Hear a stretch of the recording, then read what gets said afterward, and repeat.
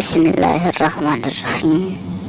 अस्सलाम वालेकुम दोस्तों, उम्मीद है आप खैरियत से होंगे। अल्लाह का शुक्र है मैं भी खैरियत से हूँ।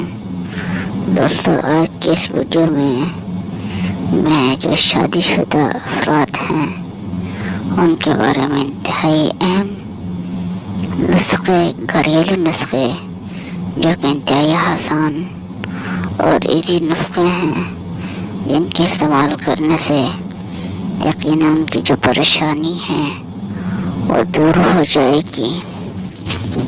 तो चलिए आपको वो 5 नुस्खे बताना शुरू कर देता हूँ। इन पर अमल कर इंशाल्लाह आपकी परेशानी दूर हो जाएगी।